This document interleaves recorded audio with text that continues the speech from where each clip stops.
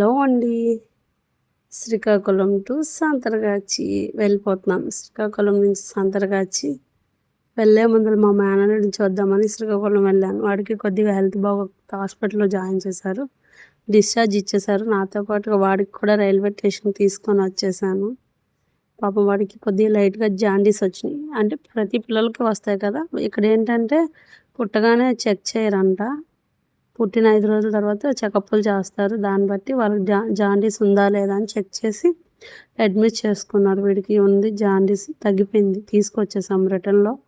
నాతో పాటుగా తీసుకొని రైల్వే స్టేషన్కి వచ్చేసాను.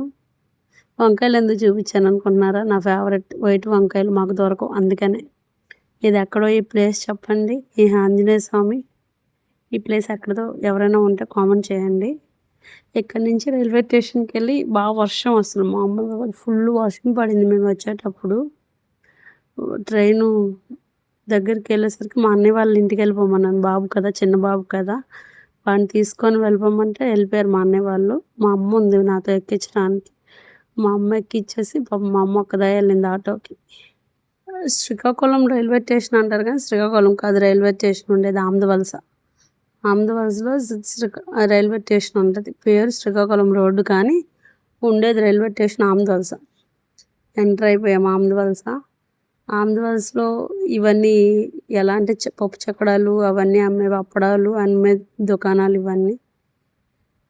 మేము ఎప్పుడు వచ్చినా ఇక్కడే తీసుకుంటాం పప్పు చక్కడాలు ఇవన్నీ, కానీ బాగుంటాయి. ఎంటర్ అయిపోయాం. ఇదే శ్రీకాకుళం రైల్వే స్టేషన్. ఇక్కడి నుంచి స్టార్ట్ అయ్యింది మా జర్నీ. 12 గంటలు, 13 గంటలు. తొందరగా వెళ్ళిపోతే 12 గంటలే, లేట్ అయితే 13 గంటలు. కరెక్ట్గా ట్రైన్ ఎక్కుతామనే టయానికి ఫుల్గా వర్షం పడింది. ట్రైన్ వచ్చింది, వర్షం స్టార్ట్ అయ్యి.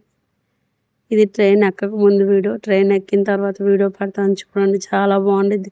బెంగాలీ ఎంటర్ అయిన తర్వాత చెరువులు, పచ్చదనం అన్నీ మీకు వీడియో పెడతాను చూడండి. నెక్స్ట్ వీడియోలో వస్తుంది. సబ్స్క్రైబ్ చేసుకోండి, ఫాలో చేయండి, ప్లీజ్ లైక్ చేయండి. Thank you.